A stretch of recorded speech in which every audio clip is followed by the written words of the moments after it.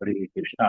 सभी भक्तों का हार्दिक स्वागत है आज के प्रातःकालीन श्रीमद् भागवत क्लास में। तो हम लोग मैत्री ऋषि और विदुर के बीच जो संवाद हुआ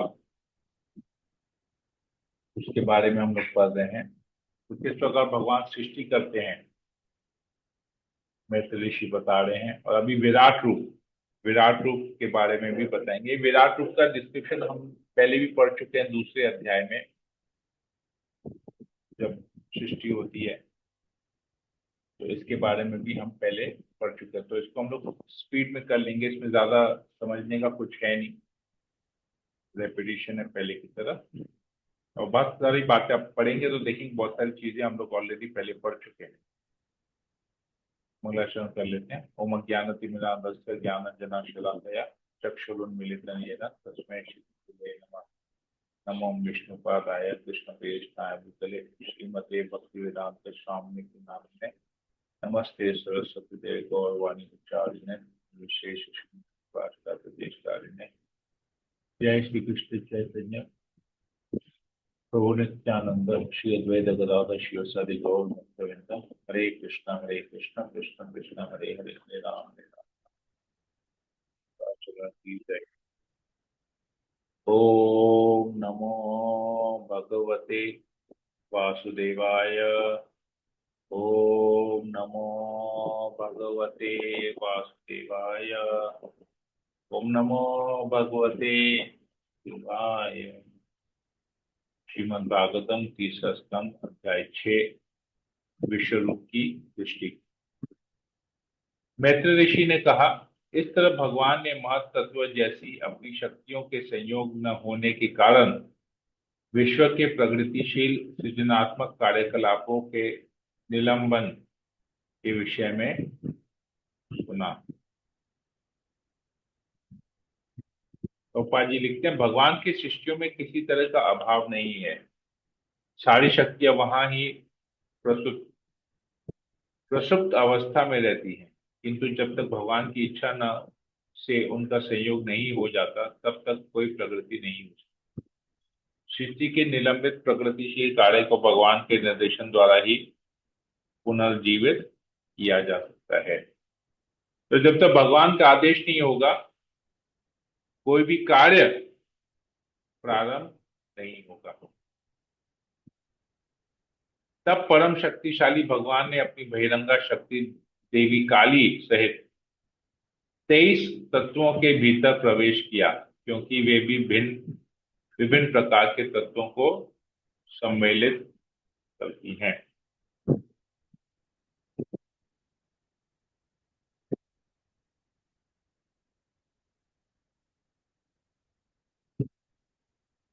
इस तरह जब भगवान अपनी शक्ति से तत्वों के भीतर प्रविष्ट हो गए तो सारे जीव प्रबुद्ध होकर विभिन्न कार्यों में उसी तरह लग गए जिस तरह कोई व्यक्ति निद्रा से जगकर अपने कार्य में लग जाता है। तो कार्य आरंभ हो गया। जैसे हम सोते हैं, सो के जैसे ही उड़न उठते हैं तो तुरंत हमारे कार्यकलाप प्रारंभ हो जाते हैं। जब तक सोए अवस्था में है तब तक कोई कार्य नहीं होता है। नींद से उठे, ब्रश किया, नहाए, आरती सेवा पूजा सेवा की, जप किए, तो ये सब नींद नींद में सब नहीं होता है, नींद से उठने के बाद होता है। तो जैसे ही भगवान अपनी शक्ति से तत्वों के भीतर प्रविष्ट होते हैं तो सारे जीव अपने अपने कार्य में लग जाते हैं। जब परम पुरुष की इच्छा से 23 प्रमुख तत्वों को सक्रिय बना दिया गया तो भगवान का विराट विश्वरूप शरीर प्रकट हुआ। तो ये भगवान का विराट रूप हमने पहले भी पढ़ा था भागवतम में।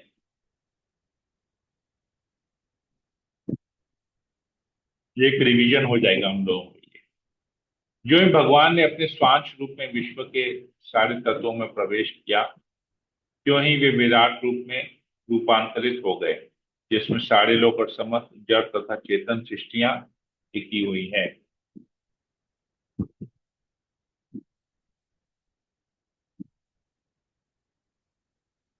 तो भगवान जैसे ही सब चीज में प्रवेश करते हैं तो एक विराट रूप भगवान का बन जाता है। तो जो भी जड़ तथा चेतन मतलब dead and dead matter and spirit, दोनों ही मैटर एंड स्पिरिट जिसे कहते हैं, सब उसकी विराट रूप से ही आया है।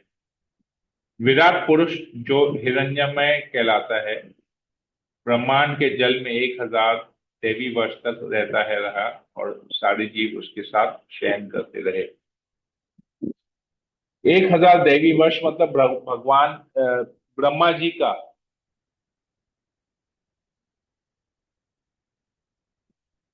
रात्रि,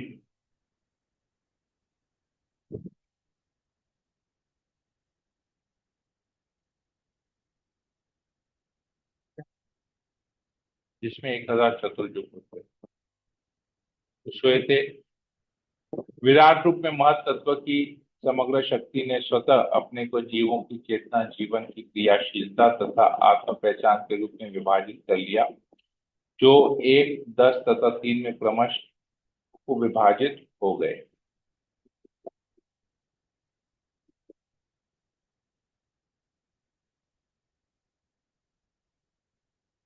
तो जीवों की चेतना,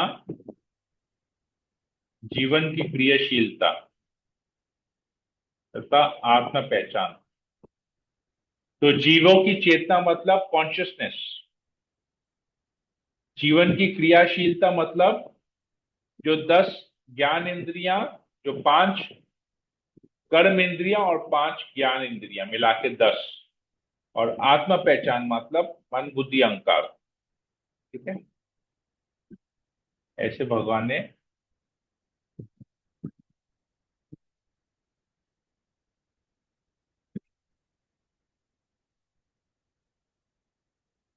फिर भगवान का विश्व रूप प्रथम अवतार तथा परमात्मा का स्वांश होता है। वे असंख्य जीवों की आत्मा है और उनमें समुचित सृष्टि भूतग्राम टिकी रहती है, जो इस तरह फलती फूलती है। विश्वरूप 3, 10 तथा 1 के द्वारा इस अर्थ में प्रस्तुत होता है कि वे भगवान शरीर तथा मन और इंद्रियां हैं। वे ही 10 प्रकार की जीवन शक्ति द्वारा समस्त गतियों की गत्यात्मक शक्ति हैं, और वे ही एक हृदय में जहां जीवन शक्ति सृजित होती है।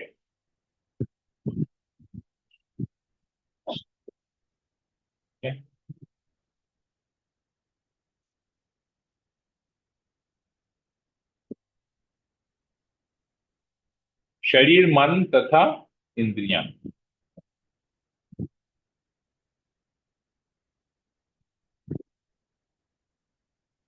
परम प्रभु इस विराट जगत की रचना का कार्यभार संभालने वाले समस्त देवताओं के परमात्मा है। इस तरह देवताओं द्वारा प्रार्थना किए जाने पर उन्होंने मन में विचार किया और तब उनको समझाने के लिए अपना विराट रूप प्रकट किया। तो देवतागण, हम लोग पिछले अध्याय में पढ़ते कि किस प्रकार देवतागण भगवान की स्तुति करते हैं, और स्तुति करने के बाद पूछते हैं कि आपने तो हमारी सृष्टि की है, अब आप हमें आदेश दीजिए, उपदेश दीजिए, आदेश दीजिए कि हमें क्या करना है। हम भले ही अलग अलग डिपार्टमेंटल हेड्स हैं, पर उस डिपार्टमेंट का हेड बनने के बाद हमको करना क्या है, वो तो आप हमको बताइए।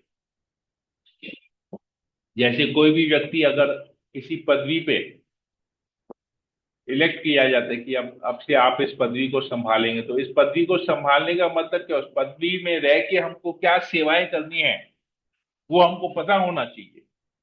तो देवतागण भी यही प्रश्न पूछते कि हमारी सेवा क्या, आपने तो हमको पदवी दे दी, इस आसन पे तो बिठा दिया, पर इस आसन पे बैठने को सेवा क्या करनी है, वो तो बताइए। तो अभी भगवान अपने विराट रूप को प्रकट करके सब कुछ बताएंगे।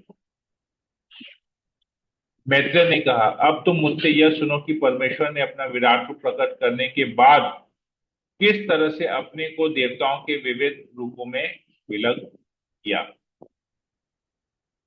उनके मुख से अग्नि अथवा उष्मा विलग हो गई, और भौतिक कार्य संभालने वाले सारे निदेशक अपने अपने पदों के अनुसार इसमें प्रवेश हो गए। जीव उसी शक्ति से शब्दों के द्वारा अपने को अभिव्यक्त करता है। तो मुख से अग्नि और ऊष्मा। अग्नि का मतलब है हीट, ऊष्मा का मतलब है लाइट।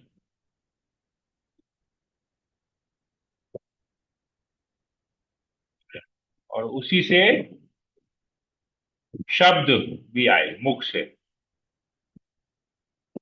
जब विराट रूप का तालु पृथक प्रकट हुआ तो लोकों में वायु का निर्देशक वरुण उसमें प्रविष्ट हुआ, जिससे जीव को अपनी जीभ से वह हर वस्तु का स्वाद लेने की सुविधा प्राप्त हुई। तो वायु के देव प्रकट हुए और टेस्ट, ये दोनों चीज आया जीभ से ही। जब भगवान के दो नथुने पृथक प्रकट हुए तो दोनों अश्विनी कुमार उनके भीतर अपने अपने पदों पर प्रवेश कर गए। इसके फलस्वरूप जीव हर वस्तु की गंध सूंघ सकता है। तो नाक से, नॉस्ट्रिल्स, नाक से छिद्र से, नथुनों से अश्विनी कुमार प्रकट हुए और साथ ही साथ गंध सूंघने के, द सेंस ऑफ स्मेल, प्रकट हुआ। तत्पश्चात भगवान ने विराट रूप की दो आंखें पृथक हो गई। प्रकाश का निर्देशक सूर्य दृष्टि के आंशिक प्रतिनिधित्व के साथ उनमें प्रविष्ट हुआ, जिससे जीव रूपों को देख सकता है। तो आंखों से सूर्य देव अथवा रोशनी, जिससे देखने की शक्ति आई। ये सब विराट रूप से आया। आज अगर हमारे पास जो देखने की शक्ति है वो भी विराट रूप से भगवान से आया है। हम जो सूंघ सकते हैं, हम जो स्वाद कर सकते हैं, टेस्ट कर सकते हैं, स्वाद ले सकते हैं, चख सकते हैं, ये सब चीज भगवान से विराट रूप से आया है। जब विराट रूप से त्वचा पृथक हुई तो वायु का निर्देशक देव अनिल आंशिक स्पर्श से प्रविष्ट हुआ, जिससे जीव स्पर्श का अनुभव कर सकता है। तो सेंस ऑफ टच, वायु से वायु आया और सेंस ऑफ टच आया।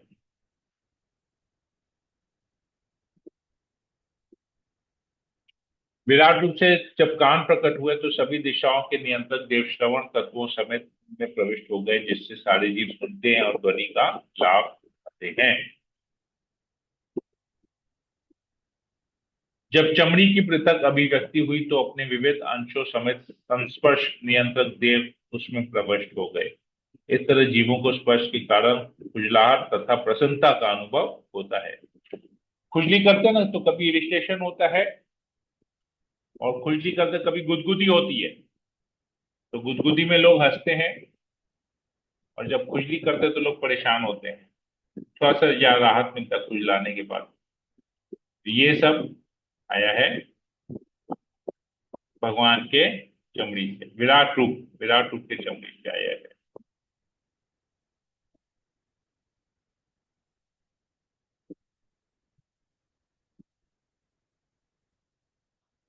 जब विराट रूप ने जन्नांग पृथक हो गए तो आदि प्राणी प्रजापति अपने आंशिक वीर्य समेत उनमें प्रविष्ट हो गए, और इस तरह जीव यौन आनंद का अनुभव कर सकते हैं। तो यौन आनंद का जो अनुभव है वो भी भगवान के विराट रूप से आया है। फिर विसर्जन मार्ग पृथक हुआ और मित्रा नामक विदेशक विसर्जन के आंशिक अंगों समेत उसमें प्रविष्ट हो गए। इस प्रकार जीव अपना मूल मूत्र सॉरी इस प्रकार जीव अपना मल मूत्र विसर्जित करने में सक्षम है। तो नीचे के हिस्से से विसर्जन मार्ग मतलब हमारे शरीर से जो गंदगी निकलती है, विसर्जन मार्ग वो आया। तत्पश्चात जब विराट रूप के हाथ पृथक हुए तो स्वर्गलोक का शासक इंद्र उनमें प्रविष्ट हुआ, और इस तरह से जीव अपनी जीविका हेतु व्यापार चलाने में समर्थ हैं। भगवान के हाथ हाथ से इंद्र आए और कार्य करने की शक्ति आई। तत्पश्चात विराट रूप के पांव पृथक रूप से प्रकट हुए और विष्णु नामक देवता भगवान ने उनमें आंशिक गति के साथ प्रवेश किया। इससे जीव को अपनी गंतव्य तक जाने में सहायता मिलती है। तो भगवान के विराट रूप में जब पैर आए तो जीवों में भी पैर आए। उसके जीव पैरों के देवता विष्णु ये भगवान विष्णु नहीं है, ये देवता का नाम है। इससे चलने की शक्ति, तो इससे पता चलता है कि हमारा हर एक अंग का स्वामी एक देवता है।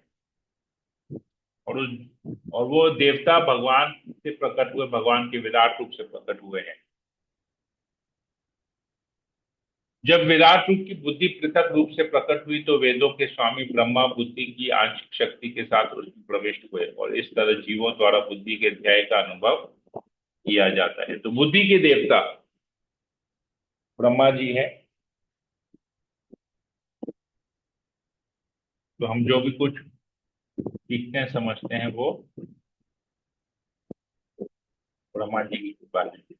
इसके बाद विराट रूप का हृदय पृथक रूप से प्रकट हुआ और इसमें चंद्र देवता अपनी आंशिक मानसिक क्रिया समेत प्रवेश कर गया।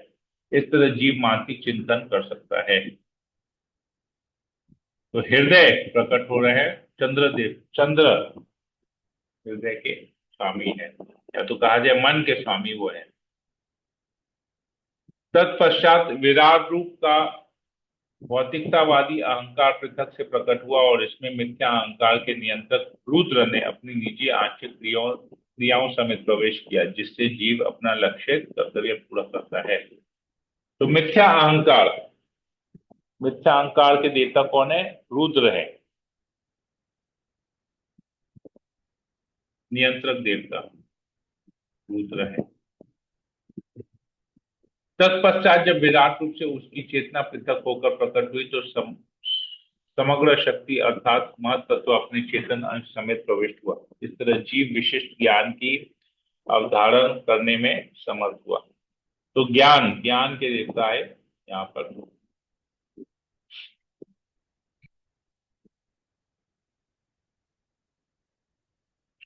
तत्पश्चात विराट रूप के सिर से स्वर्ग लोक, उसके पैरों से पृथ्वी लोक तथा उनकी नाभि से आकाश पृथक पृथक प्रकट हुए। इनके भीतर भौतिक प्रकृति के तीन गुणों के रूप में देवता इत्यादि भी प्रकट हुए। तो सिर से स्वर्ग लोक निकले, पैरों से पृथ्वी लोक निकले और नाभि से आकाश निकला। तो पूरा ब्रह्मांड के अलग अलग जो प्लैनेट्स हैं सब वहां से निकले। और तीन गुण, प्रकृति के तीन गुण के रूप में देवता इत्यादि भी प्रकट हुए। तो भौतिक प्रकृति के तीन गुणों के तीन देवता कौन है? ब्रह्मा विष्णु महेश। रजोगुण, सतोगुण और तमोगुण। देवता अगर अति उत्तम गुण सतोगुण के द्वारा योग्य बनकर स्वर्गलोक में अवस्थित रहते हैं, जबकि मनुष्य अपने रजोगुणी स्वभाव के कारण अपनी अधीनस्थों की संगति में पृथ्वी पर रहते हैं। तो ऊपर के लोकों में देवता रहते हैं जो कि सतोगुणी होते हैं, और मध्य लोक में जीव रहते हैं, हम जैसे जीवात्मा मनुष्य जो रजोगुणी स्वभाव के होते हैं। जो जीव रुद्र की संगी हैं वे प्रकृति के तीसरे गुण अर्थात तमोगुण के विकास करते हैं। वे पृथ्वी लोकों तथा स्वर लोकों के बीच आकाश में स्थित होते हैं। तो ये तमोगुण के लोग जो है स्वर्ग और पृथ्वी के बीच में, ये कहते हैं भू भुवा स्व, भूलोक। भूलोक मतलब पृथ्वी जहां पर हम रहते हैं, स्व मतलब स्वर्गलोक जहां देवता रहते हैं। लेकिन वो स्वर्ग और भूलोक के बीच में एक और लोक है भुवर लोक, जहां पर राक्षस, प्रेत, भूत ये सब रहते हैं। तो तामसिक, और इनके कंट्रोलिंग देवता कौन है? रुद्र है, शिव जी हैं। हे कुरुवंश के प्रधान, विराट अर्थात विश्व रूप के मुख से वैदिक ज्ञान प्रकट हुआ। जो लोग इस वैदिक ज्ञान के प्रति उन्मुख होते हैं वे ब्राह्मण कहलाते हैं, और वे समाज के सभी वर्णों के स्वाभाविक शिक्षक तथा गुरु हैं। तो भगवान के मुख से वैदिक ज्ञान प्रकट हुए, और जो इस वैदिक ज्ञान को जानता है, स्वीकार करता है, वे ब्राह्मण कहलाते हैं, और सभी वर्णों के वे शिक्षक गुरु हैं ब्राह्मण। तत्पश्चात विराट रूप की बाहुएं से संरक्षण शक्ति उत्पन्न हुई और ऐसी शक्ति के प्रसंग में समाज का चोर उच्चकों के उत्पातों से रक्षा करने के सिद्धांत का पालन करने से क्षत्रिय भी अस्तित्व में आए। तो क्षत्रिय भी आए भगवान के बाहुओं से, विराट रूप के। समस्त पुरुषों की जीविका का साधन अर्थात अन्न का उत्पादन तथा समस्त प्रजा में उसका वितरण भगवान के विराट रूप की चांगों से उत्पन्न किया गया। वे व्यापारी जन जो ऐसे कार्य को संभालते हैं वैश्य कहलाते हैं। तो भगवान के मुख से ब्राह्मण, भगवान सॉरी विराट रूप के मुख से ब्राह्मण, विराट रूप के बाहों से क्षत्रिय, विराट रूप के जांघों से वैश्य, सब business class, mercantile class, trader class, और धार्मिक कार्य पूरा करने के लिए भगवान के पैरों के से सेवा प्रकट हुई। पैरों पर शूद्र स्थित होते हैं जो सेवा द्वारा भगवान को तुष्ट करते हैं। तो शूद्र जो है भगवान के पैरों से आए, जिनका काम है सेवा करना इस विराट रूप से। ये भिन्न भिन्न समस्त सामाजिक विभाग अपने अपने वृत्ति परक कर्तव्यों तथा जीवन परिस्थितियों के साथ पूर्ण पुरुषोत्तम भगवान से उत्पन्न होते हैं। इस तरह अबद्ध जीवन तथा आत्म साक्षात्कार के लिए मनुष्य को गुरु के निर्देशानुसार परम प्रभु की पूजा करनी होती है। तो हम किसी भी स्थिति में रहें, ब्राह्मण हो, क्षत्रिय हो, वैश्य हो, शूद्र हो, हमारा कार्य है गुरु के निर्देशानुसार परम प्रभु मतलब परम पुरुषोत्तम भगवान के पूजा करना। जो भी कार्य है उनको भगवान के सेवा समझ के हमको करनी चाहिए, वो भी गुरु के मार्गदर्शन में, अपने अपने हिसाब से नहीं। देखिए शास्त्र बोलते हैं, मैत्री ऋषि बता रहे हैं कि बात विदुर को, यही बात सुखदेव गोस्वामी बता रहे हैं परीक्षित को, यही बात सूत गोस्वामी उपस्थित नैमिषारण्य में सभी ऋषियों को भी बता रहे हैं। हे विदुर, पूर्ण पुरुषोत्तम भगवान की अंतरंगा शक्ति द्वारा प्रकट किए गए विराट रूप के दिव्य काल, कर्म तथा शक्ति को भला कौन माप सकता है या उसका आकलन कर सकता है। तो भगवान के विराट रूप को मापा नहीं जा सकता, शक्ति को मापा नहीं जा सकता,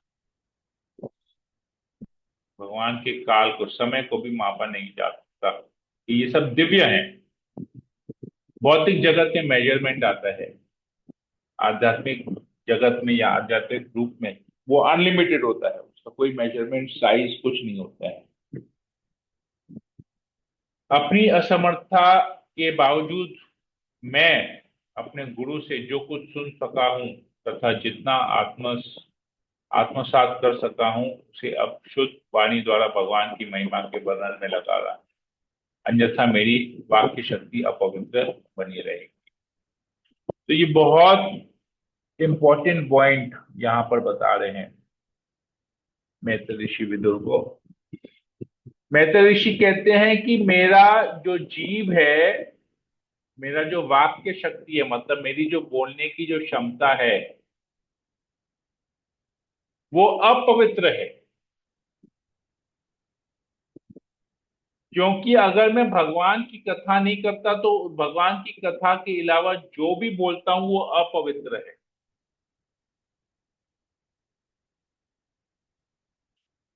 लेकिन जब मैं अपनी गुरु की कृपा से, जैसे मैंने अपने गुरु से सुना है, तो उनके गुरु कौन है? कृष्ण है। उन्होंने कृष्ण से सुना था मैत्री ऋषि ने, हमने पढ़ा था कि मैत्री ऋषि पहले सरस्वती के वहां पर गए थे जहां पर उद्धव जी भी थे। उद्धव जी के से हमने सुना था, उद्धव जी विदुर को बताते हैं कि मैत्री ऋषि वहां गए थे, तो मैत्री ऋषि को भगवान ने थोड़ा रेस्ट करने के लिए कहा था सरस्वती के तट पे, तो और मैं फिर वहां गया था, भगवान ने मुझे पूरा ज्ञान दिया था।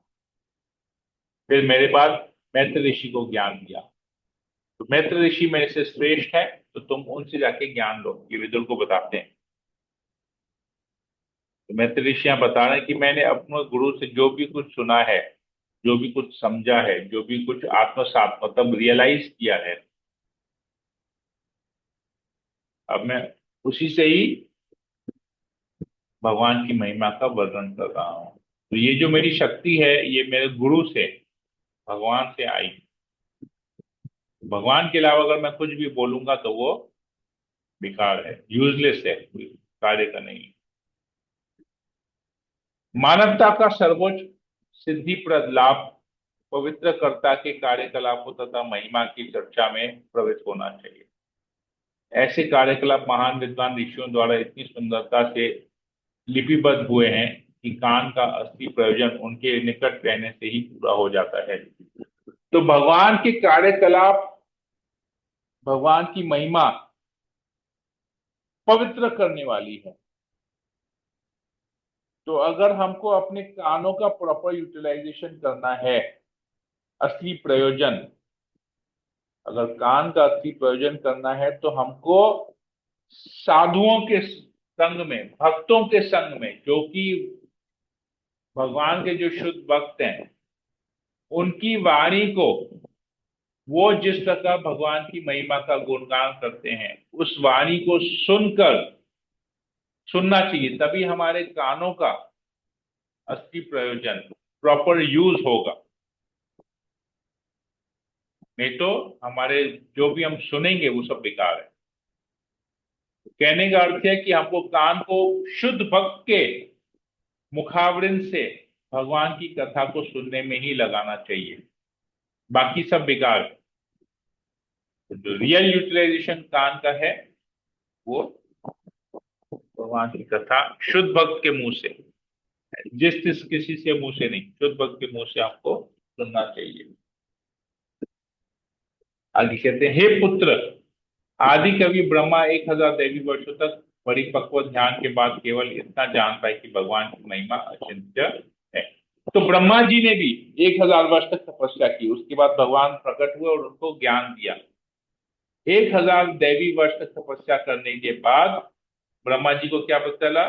भगवान की महिमा अचिंत्य है, हमारी कल्पना से परे है। जितना हम सुनते हैं, जितना श्रवण करते हैं, हमको उतना स्वीकार कर लेना चाहिए। हम अपनी बुद्धि से भगवान को नहीं जान पाएंगे, बुद्धि लगा के कोई फायदा नहीं है। अपनी प्रयोग शक्ति से, अपने एक्सपेरिमेंट से भगवान को जानने का प्रयास नहीं करना चाहिए। तो पूर्ण पुरुषोत्तम भगवान की आश्चर्यजनक शक्ति जादूगरों को भी मोहग्रस्त करने वाली है। यह निहित शक्ति आत्माराम भगवान तक को अज्ञात है, अतः अन्यों के लिए यह निश्चय ही अज्ञात है। तो भगवान को स्वयं अपनी शक्ति का, भगवान की शक्ति असीमित है, अनलिमिटेड है। तो भगवान स्वयं अपनी शक्ति को पूरी तरह से नहीं जान पाता, अज्ञात है, क्योंकि भगवान हर क्षण अपने आप को एक्सपैंड कर रहे हैं। तो हम जैसे भौतिक जीव क्या जान पाएंगे भगवान? अपने अपने नियंत्रक देवों सहित शब्द, मन तथा अहंकार पूर्ण पुरुषोत्तम भगवान को जानने में असफल रहे हैं। अतः हमें विवेक पूर्वक उन्हें सादर नमस्कार करना होता है। तो शब्द के द्वारा जो भगवान की प्रशंसा में या भगवान के लीलाओं के बारे में जो शब्द है, जो मन है जिससे भगवान के विषय में चिंतन करते हैं, और जो अहंकार है, अहंकार मतलब कि हम लोग भगवान के नित्य दास हैं, भगवान के अंश हैं, ये सब को भी अगर लगा देंगे तो भी हम भगवान को जानने में असफल रहेंगे, क्योंकि शब्द अनलिमिटेड है, भगवान की लीलाएं अनलिमिटेड है। तो जिनकी लीलाएं अनलिमिटेड है, तो उनकी लीलाओं का वर्णन करने के लिए शब्द भी अनलिमिटेड होंगे। तो जैसे एक प्रसंग आता है जिसमें अनंत शेष, अनंत शेष कहते हैं, जो भगवान शेषनाग पे लेटते हैं, हम शेषनाग का बिस्तर पे लेटते हैं, तो अनंत शेष के अनंत मुख हैं, अनंत शेष के अनंत मुख हैं। उस अनंत मुख से कहते हैं कि मैं अनंत काल से भगवान की अनंत लीलाओं का वर्णन कर रहा हूं, फिर भी वो खत्म नहीं हो रहा है। तो सोचिए, अनंत शेष जिसके अनंत मुख हैं और वो अनंत काल से भगवान की अनंत लीलाओं का वर्णन कर रहा है, गुणगान कर रहा है, फिर भी समाप्त नहीं हो रहा है, तो कैसे होगा? हम अपनी बुद्धि से भगवान की लीलाओं को समझ नहीं पाएंगे। तो हमको केवल, तो हमारा कार्य क्या है? भगवान के प्रति शरणागत होना, बस। तो भगवान अपनी, हम जब शरणागत होंगे तो भगवान अपनी कृपा हम पर बरसाएंगे, और हमें जितना जानना चाहिए भगवान उपयुक्त, जो हमारे लिए जरूरी है, वो ज्ञान हमको प्रदान करेंगे, अपनी सेवा में भगवान हमको लगाएंगे। इस प्रकार श्रीमद् भागवत के तृतीय स्कंद के अंतर्गत विश्व रूप की सृष्टि नामक छठे अध्याय के भक्ति वेदांत तात्पर्य पूर्ण हुए। हरे कृष्णा। ये अध्याय खत्म हुआ। तो किसी को कोई प्रश्न हो? हरे कृष्णा प्रभु। नो प्रभु, very clear, thank thank you. You. किसी को कुछ और, किसी को कुछ पूछना है, बोलना है?